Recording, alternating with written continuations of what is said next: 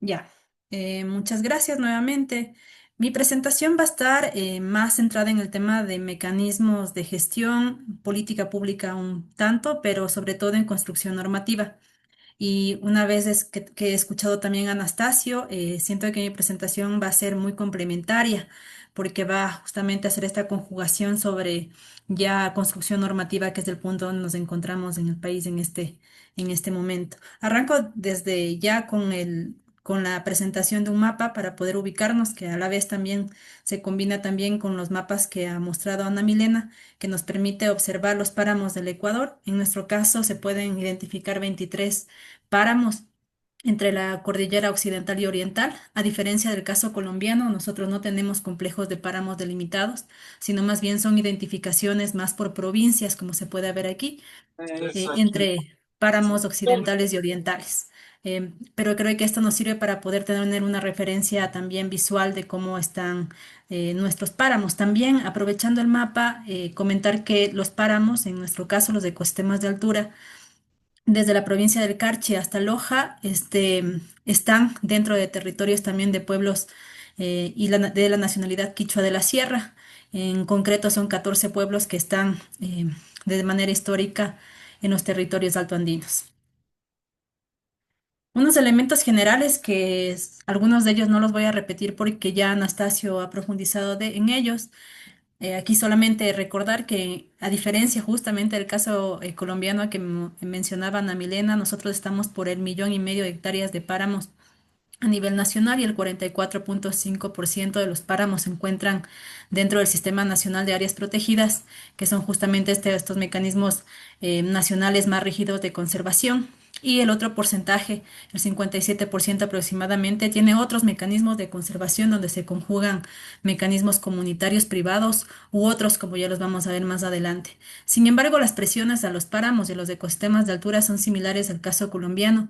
Como se ha conversado, ¿no? La intensificación de la frontera agropecuaria creo que es una de las mayores preocupaciones. Hasta el año 2023, les cuento, nosotros logramos implementar varios estudios junto a organizaciones socias en la Sierra Ecuatoriana, donde se pudo identificar que la intensificación de la frontera agrícola en la zona de páramo era la mayor preocupación de las comunidades de los páramos del norte y centro del país, no así en la Sierra Sur, donde las preocupaciones se iban más bien a la concesión minera en ecosistemas de altura.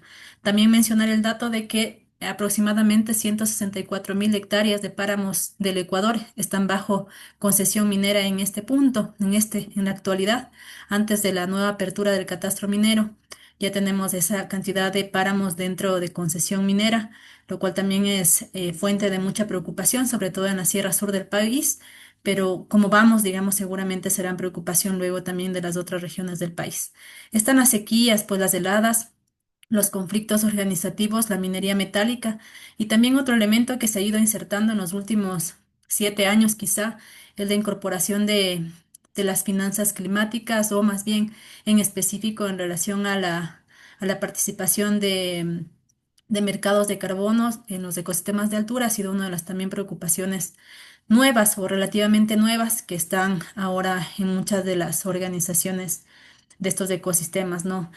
Como sabemos, pues los páramos también en esta presión alrededor de la disposición de agua es un elemento fundamental, ¿no es cierto? Aquí he colocado solamente un dato sobre dos tipos de producción agrícola en las zonas altas. Aquí por lo menos vemos un dato que para nosotros es importante de la producción de flores, por ejemplo, que vemos que aquí las flores demandan de 900.000 a 1 millón de litros mes hectárea de agua, a diferencia de la producción campesina, ¿no? Que es mucho menor, como vemos aquí abajo. Digamos, este de unos elementos para nosotros importantes para poder entender cuáles son las presiones e intereses que están alrededor de los páramos, que no debemos perderlas de vista, porque también luego se ven presentes en las políticas públicas que luego se han ido presentando, ¿no? Eh, Aquí ustedes ven un cuadro con muchas letras que no lo voy a leer, solo lo voy a explicar, em, sobre todo con el interés de que podemos discutir sobre cómo los diferentes mecanismos de gestión operan sobre los páramos, cuáles han sido sus limitaciones, sus avances, su convergencia en alguno de los casos. y también para que podamos reflexionar sobre esta diversidad de mecanismos de gestión y también figuras de conservación y podamos también analizarlas hacia el futuro, ¿no? Pensando sobre todo en la normativa que ahora se encuentra en discusión. Un poco de esto ya lo conversaba Anastasio y también el mapa inicial que mencionaba, ¿no? Una de las principales mecanismos de gestión son el mecanismo público, aquel que se encuentra bajo la tutela del gobierno central y está el Sistema Nacional de Áreas Protegidas. Como se había mencionado, el 44.45% de los páramos están bajo este sistema, bajo reservas biológicas, refugios, parques nacionales, etcétera. Sin embargo, un elemento sensible de esta figura de conservación y cuidado de los páramos es el financiamiento público para sostener este mecanismo de conservación. Aquí coloco un dato sobre los fondos que requeriría el Sistema Nacional de Áreas Protegidas para dar un manejo básico y uno adecuado. Este es un dato que lo tomo de uno de los estudios de la serie Somos Páramos que se publicó hasta 2023, donde menciona que al menos al año para un manejo básico se necesitaría al menos 6.293.000 millones de dólares, ¿no? Y para un manejo integral se necesitaría el doble, ¿no? Más de 12 millones. Sin embargo, hace poco nada más salió un informe que les invito a mirar sobre la inversión, sobre todo multilateral y extranjera para la conservación, que ha sido altísima en el Ecuador durante los últimos años, y cuál ha sido también el porcentaje de participación del Estado. Ya alerto de que ha sido, este documento menciona con preocupación la baja inversión estatal en los mecanismos de conservación, sobre todo públicos, ¿no? Hay otros mecanismos de conservación que también ya lo mencionó Anastasio, aquí solamente lo voy a mencionar brevemente. Las áreas de protección hídrica, que seguramente serán las más cercanas para quienes estamos muy en el tema de ecosistemas de altura, que hay varias, se identifican ya 38, 34 áreas de protección hídricas. Estas figuras que nacen a partir de la ley del 2014 sobre el manejo de agua, ¿no? En el artículo 19 permitía la creación de estos mecanismos de conservación tutelados por el Ministerio de Ambiente, hoy el Ministerio de Energía y Ambiente, ¿no? Son 34 al momento. Y también están las áreas de conservación y uso sostenible del suelo, que es un mecanismo más de ordenamiento territorial precisamente por los gobiernos locales, donde permite también esta participación mixta con producción sostenible en los ecosistemas de altura. Al momento existen 136, que también lo mencionaba el dato Anastasio. Los otros mecanismos de gestión mixta, donde me interesa también mencionar a los fondos de agua y fondos de páramo, que como seguramente varios de aquí conocemos, son varios en el país que ya están funcionando, pero que funcionan de manera local precisamente, ¿no? A veces cantonal y en algunos pocos casos provincial, de los cuales ya se ha logrado hacer análisis sobre la experiencia de cómo han funcionado. No todos los fondos de agua tienen el mismo formato de gestión interna, aunque tienen, digamos, características bastante similares en el tema de aportes económicos y gestión de fideicomisos, por ejemplo, tienen diferentes mecanismos de gobernanza. También hay otras formas de gestión mixta entre Estado y comunidades que integra a las comunidades, gobiernos locales y actores técnicos, donde pueden estar estas mismas figuras como ACUS, APHs y fondos, y otros que además funcionan a partir de acuerdos directos, ¿no? En territorio, que luego se ven materializados con planes de manejo compartidos y comunitarios de los páramos. Ahora, no todos estos mecanismos, como los que mencionados, como APHs, ACUS o fondos de agua, tienen una participación directa de las comunidades. Digamos, es necesario para eso mirar por casos, ¿no? También un elemento importante que se habla poco aquí, pero que es importante mencionarlo, es la gestión privada sobre predios privados que existen sobre páramos, sobre los cuales hay preocupación sobre el uso del suelo en estos páramos de propiedad privada que hacen un manejo directo, ¿no? Sobre los cuales hay escaso control realmente. Los otros que también me interesa mucho mencionar son los mecanismos de gestión comunitaria, poco mencionados también en la normativa que ya vamos a mirar, pero que seguramente serán de los que tienen mayor presencia en los ecosistemas de altura. Lamentablemente, al momento en el país no contamos con un dato preciso de cuál es la superficie de páramo que estaría bajo gestión comunitaria. nosotros asumimos que es un importante porcentaje de este 44% que no está dentro del SNAP a partir del conocimiento en territorio, pero lamentablemente no tenemos ese dato. Aquí vemos que son mecanismos de administración y cuidado colectivo de los territorios y los bienes comunes, donde participan fundamentalmente comunidades indígenas de pueblos quichuas, que se combinan en algunos de los casos también con comunidades campesinas, ¿no? Y donde se aplican otras formas colectivas de toma de decisión y que están muy presentes en las zonas de altura. Digamos, hasta aquí la presentación con el fin de poder colocar un panorama de cuáles son los actores, los mecanismos de gestión, los intereses y las presiones sobre los ecosistemas de altura para luego entrar a una parte más específica que es la política pública y el tratamiento normativo. Y en específico, en esta sección voy a centrarme mucho en el tratamiento normativo. Y esto a partir de un contexto bastante reciente. De hecho, a partir de 2024 y con fuerza el año pasado, 2025, en el Ecuador ha nacido la iniciativa legislativa de poder construir una primera ley de páramos. En la presentación de Ana Milena, ella mencionaba, no recuerdo ahora el año, pero ya hace varios años que Colombia tendría ya una ley de páramos. En nuestro país, el año pasado surgió esta iniciativa legislativa hasta, diría yo, desde el segundo semestre con fuerza y se esperaría que dentro de este primer semestre del año se pueda tener avances en este tema y les voy a comentar justamente el punto donde nos encontramos como país en este tema. Como mencionaba, no existe una ley anterior de páramos. Los páramos y otros ecosistemas de altura están presentes en varios otros cuerpos normativos como la misma ley de recursos hídricos, que también se encuentra en debate y en pausa, digamos, hacia una nueva ley. También el Código Orgánico Ambiental, hay una sección específica sobre los páramos y la misma Constitución, ¿no? Sin embargo, no hay una ley específica, como digo, se pensaba mucho o se tenía la idea de que los páramos estén presentes más bien en la futura nueva ley de recursos hídricos. Sin embargo, como conocemos también, no se ha caminado, no se ha logrado avanzar en el legislativo sobre ese tema y está pues también en pausa.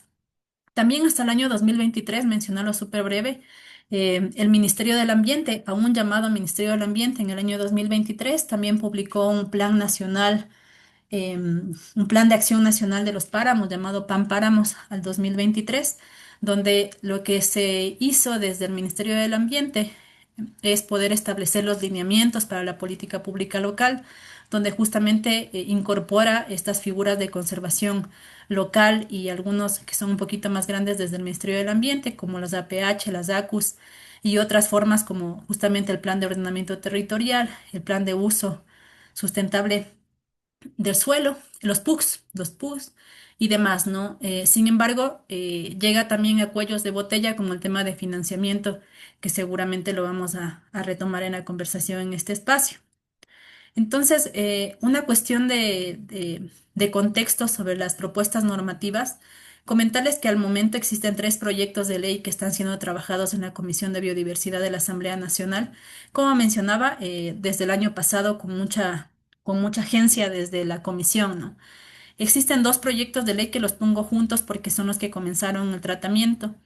Uno que es el proyecto de ley orgánica de justicia y protección integral de los páramos de un asambleísta José Luis Vallejo, del Carchi, y otro proyecto de ley orgánica para la conservación y restauración de los páramos de un asambleísta Juan Carlos Rosero de Chimborazo. El primero, digamos, comentarlos de manera muy general, habla de la necesidad de poder establecer a los páramos como ecosistemas estratégicos, que es muy similar a la normativa, al alineamiento constitucional y casi se repite en las demás normativas, vamos a ver. También fija directrices sobre la garantía, para la garantía de su conservación integral, además habla y de la preservación. En este proyecto de ley también se prohíbe el desarrollo de actividades extractivas, habla de los habitantes tradicionales de páramo como gestores del páramo y habla de la necesidad de poder recuperar la rectoría sobre los páramos desde la Autoridad Ambiental Nacional, que sería la encargada de luego establecer el reglamento sobre el funcionamiento de todos los mecanismos de conservación sobre los páramos y los gestores del páramo que le llama aquí, ¿no? Habla en este proyecto de ley de la creación de un Fondo Nacional de Protección de Páramos. Este es un primer proyecto de ley del 2022. Los dos proyectos de ley son, digamos, cortos en su extensión, pero, digamos, tiene elementos claves que ahora lo estaremos conversando, ¿no? En relación al segundo proyecto de ley del asambleísta Rosero, que es el que ingresó sobre todo en tratamiento con el que comenzó la comisión. Es del 2024 que habla de la necesidad de garantizar la conservación, la preservación, la integralidad y el uso sostenible de los páramos que contemplan la adaptación y mitigación. Habla de la necesidad de limitar los páramos, por eso consultaba con mucha atención la presentación de la compañera colombiana del Instituto Humboldt sobre el tema de delimitación de páramos, porque en nuestro caso no tenemos la figura de complejos de páramo y también me interesaría conocer cómo les ha ido con este proceso de delimitación, ¿no? Este proyecto de ley en particular habla de la necesidad de delimitación de los páramos, la prohibición de la actividad extractiva de usos no renovables en áreas protegidas y en zonas declaradas como intangibles, incluida la explotación forestal. Las y los gestores de los páramos son únicamente los habitantes tradicionales de los páramos. Y habla de la necesidad de contribuciones también económicas como compensación para la conservación. Hasta ahí los dos primeros proyectos de ley que comenzaron, como mencionaba, el tratamiento en la Comisión de Biodiversidad aproximadamente por el mes de julio y agosto, o junio, julio y agosto del año pasado. A partir de eso, también ya me gustaría a mí hablar de una propuesta de ley específica, de la cual como Foro de los Recursos Hídricos con organizaciones cercanas, hermanas, se pudo trabajar para la construcción de una propuesta normativa. Esto también el año pasado se pudo trabajar de manera intensa en la construcción de un proyecto de ley orgánica intercultural para el manejo, recuperación y protección y uso sostenible de los páramos y otros ecosistemas de altura. Este proyecto de ley, como digo, construido o liderado en la construcción por el Foro Nacional de los Recursos Hídricos y con organizaciones base de la CONAIE como máxima organización del movimiento indígena, de las cuales se logró la participación de algunas organizaciones territoriales. Debido al tiempo, digamos, porque fue necesario avanzar con velocidad para poder alcanzar los tiempos legislativos de su tratamiento. Esto fue presentado en el mes de octubre si no me equivoco, a la Asamblea Nacional con apoyo de los aliados, como ustedes ven aquí, ¿no? El objetivo de este proyecto de ley, que logró luego ya también ser calificado por la UTL y la Comisión de revisión. Ahora se me va el nombre, la UTL y el CAL de la Asamblea Nacional, que calificó el proyecto de ley, ¿no? Y logró ingresar y luego la Comisión de Biodiversidad ya ha dado conocimiento a este proyecto de ley. Sin embargo, nos quedamos todavía expectantes hasta diciembre de cuál es el mecanismo que establecería la Comisión de Biodiversidad para poder incorporar este proyecto de ley que ingresó último para poder disputar, digamos, la normativa sobre páramos futura, ¿no? El objetivo de este proyecto de ley es establecer un marco regulatorio para garantizar la restauración, manejo, protección de los páramos, lo mismo que otros ecosistemas de altura y agroecosistemas en el marco del reconocimiento de los derechos naturaleza, de la naturaleza y los derechos colectivos, ¿no? El proyecto de ley recupera estos principios de la Constitución sobre los derechos de la naturaleza y atraviesa ya con mucha más fuerza la garantía de los derechos colectivos de pueblos y nacionalidades, ¿no? Entonces recupera el páramo como la identificación como sujeto de derechos en el marco de los derechos de la naturaleza. La protección y la restauración y manejo no están condicionados a su utilidad, sino a su importancia y particularidades ecológicas, biofísicas, hidrológicas, geológicas y socioculturales, ¿no? Se reconoce las diferentes formas de titularidad de los páramos que ya se ha mencionado, ¿no? Como el Estado, los gobiernos descentralizados, las comunidades y también particulares que están dentro de los páramos. Este proyecto de ley habla de la necesidad de establecer limitaciones al dominio y las prohibiciones al cambio de uso del suelo sobre páramos no intervenidos, sobre todo aquellos que están en la zona más alta y no intervenidos, excepto los destinados a manejo y conservación, ¿no? Aquí un poco más detalles de lo que mencionaba, las limitaciones al dominio y áreas de páramo. Aquí un elemento que me gustaría retomarlo al pie de la letra, que dice, independientemente del tipo de propiedad sobre las tierras del páramo, se prohíbe el cambio de uso, por ejemplo, de áreas cubiertas de vegetación propias de páramo, de aquellas que no hayan sido sobre todo intervenidas, ¿no? Dice en áreas de páramo intervenidas por su importancia para mantener o dar continuidad a corredores de biodiversidad y recuperar funciones de regulación hídrica, se regulará acciones de restauración vegetal y donde amerite recuperación y reintroducción animal. Es decir, lo que se busca es no pensar a los páramos únicamente como espacios vacíos de conservación, sino reconocer la realidad de los páramos ecuatorianos como territorios habitados. Nuestra historia y en esta historia social de los páramos conocemos que nuestros páramos han sido habitados desde a partir, digamos, de la intervención colonial, sobre todo, y luego además por las políticas también de reforma agraria donde se fueron regularizando los mecanismos de tenencia en las zonas de altura. Eh, Aquí una cuestión importante, el número 4, la prohibición de actividades extractivas de recursos no renovables en ecosistemas de altura es un elemento de preocupación importante que se ha incorporado en este proyecto de ley, ¿no? Em, Incorpora, digamos, algunos elementos que ya están presentes en el manejo y gestión de los páramos en manos diversas, como los planes de manejo que deberán contemplar y formular acciones orientadas a la preservación, restauración, uso sostenible y generación de conocimientos de los páramos, con base a estudios técnicos, económicos, sociales. Se incorpora con fuerza, como decía, la figura de los páramos comunitarios, de organizaciones campesinas y de gestión del agua. Conforme a sus prácticas de control, se definirán y respetarán las estrategias locales para su manejo, cuidado y se pueden ser planes de manejos propios, como planes de vida que existen ya también en ecosistemas de altura, programas y estrategias de manejo de protección, y así como resoluciones adoptadas bajo el sistema de justicia indígena y la ejecución de derechos colectivos, la aplicación de derechos colectivos sobre estos ecosistemas, siempre pensando en este principio mayor también de conservación, ¿no? Habla de la necesidad de zonificar los páramos como zonas de preservación, zonas de restauración y zonas de uso sostenible.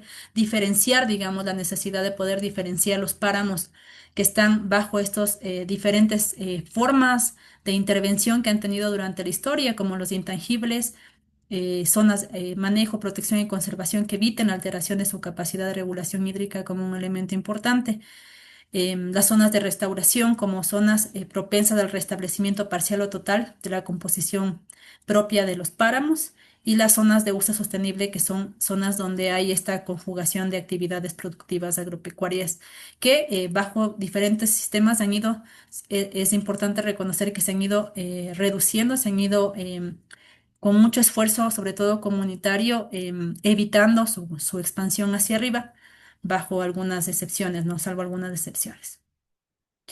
Incorpora esta propuesta de corredores agroecosociales justamente con el objetivo de poder generar articulación entre los diferentes actores que están participando de los ecosistemas de altura, no solamente de páramos, es decir, todos los ecosistemas de altura, incluyendo las autoridades, digamos, locales.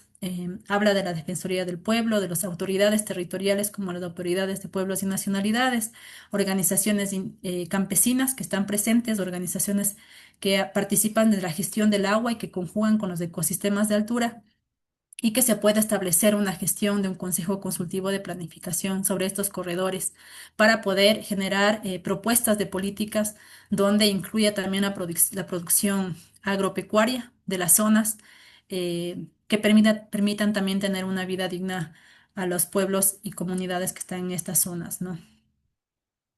Reconoce, como venía diciendo, la gestión comunitaria de los páramos, que es un elemento fundamental, donde están comunas, pueblos, nacionalidades. Se reconoce a la gestión comunitaria de los páramos como un proceso colectivo que contempla aspectos ambientales, jurídicos y demás. Se reconoce asimismo las diversas formas organizativas de modalidades de gestión de los páramos que existen, ¿no? Que son como las formas de control y vigilancia, como la presencia de urcucamas, guardias, aguateros, los rodeos, etcétera, y acciones de cuidado, de restauración, que existen, algunas de ellas no solo comunitarias, sino mixtas también, o algunas de ellas también que funcionan dentro de los fondos de agua, que han venido funcionando bastante bien. Estos elementos que ya venía mencionando, los aspectos relacionados a los derechos colectivos, como el ejercicio de la justicia indígena dentro de estos territorios entendidos como jurisdicciones territoriales, muchas de ellas, respeta el derecho de las comunas, pueblos y nacionalidades en las formas propias de administración y conservación de los bienes naturales renovables. También incorpora la obligación del Estado para aplicar consultas prelegislativas para la aprobación de este mismo proyecto de ley y otras políticas públicas vinculadas a estos territorios de altura. Es obligación de todas las autoridades, dice, observar estrictamente las disposiciones establecidas de la Constitución e instrumentos internacionales referido a comunas y comunidades que tienen derecho a conservar la propiedad imprescriptible de las tierras comunitarias en ecosistemas de altura. Dice, en ninguna circunstancia se adjudicarán o se permitirá la adjudicación de tierras en zonas de altura que podrá hacerse a expensas de tierras o territorios comunitarios, que como sabemos tienen protección dentro de los dos territorios colectivos. Un elemento importante que mencionamos de este proyecto de ley que habla de prohibiciones de infracciones e inclusive de sanciones vinculados a la alteración de los ecosistemas de altura, como la quema de páramo, la reforestación y la introducción de especies exóticas, la tala de especies arbóreas, con excepciones de aquellas necesarias para las comunidades, el drenaje arbitrario de pantanos, uso de maquinaria pesada, la explotación minera y la aprobación y venta de servicios ambientales, incluidos los mercados de carbono, esto en consecución a la Asamblea, perdón, a la Constitución de 2008. Sin embargo, sabemos que es un tema en debate, pero que en este proyecto de ley se ha reincorporado el espíritu de la Constitución de 2008. Algunos elementos pendientes que sí reconocemos de este proyecto de ley es el planteamiento de mecanismos de financiamiento o figuras para el financiamiento de la conservación, mecanismos de compensación o figuras como fondos de páramos. En este caso, en este tercer proyecto de ley, no se ha involucrado estas temáticas debido a que hay limitaciones dentro de los criterios legislativos ya de técnica legislativa respecto a a la introducción de temáticas que impliquen financiamiento estatal, es decir, la creación de nuevas formas de financiamiento estatal que en este caso están prohibidas desde hace algunos años en las propuestas legislativas del país. Entonces, pero digamos, no deja de ser un elemento fundamental que se espera se retome en el tratamiento legislativo. Para eso se ha establecido algunas estrategias, como una exigencia o una veeduría permanente a la Comisión de Biodiversidad de la Asamblea, con comparecencias, entrega de propuestas concretas o complementarias, ¿no? En la Comisión de Biodiversidad, sí, de la Asamblea Nacional. Sin embargo, como mencionaba, hasta el mes de diciembre se tuvo la última reunión o comisión vinculada a la ley, al proyecto de ley de páramos en la Asamblea. Y de ahí a la fecha actual no se ha retomado la temática, no se ha priorizado dentro de la agenda de la comisión. Estamos bastante a la expectativa de mirar cómo y en qué momento se reactiva esta temática, por lo que les invitamos con mucha preocupación a estar atentos. Como se mencionó al inicio, nosotros participamos de una mesa de páramos del Foro de los Recursos Hídricos, que es el espacio donde procuramos justamente compartir esta información para poder establecer acciones conjuntas alrededor del tratamiento de la ley de páramos, así como el proyecto de ley de recursos hídricos de aguas, que sabemos que también está pendiente en tratamiento para ese proyecto, a diferencia de este de páramos. El proyecto de ley de recursos hídricos estaba ya muy a puertas de tratarse en el pleno de la Asamblea, pero tampoco ha sido priorizado en las agendas finales, ¿no? La necesidad de articulación con diferentes actores para poder establecer políticas públicas también locales que puedan em, generar articulaciones más horizontales, más claras, más participativas entre diversos actores territoriales para la aplicación de políticas públicas más locales, ¿no? O mecanismos de conservación, como aquí ya se ha mencionado. Y hasta ahí llego, compañeros.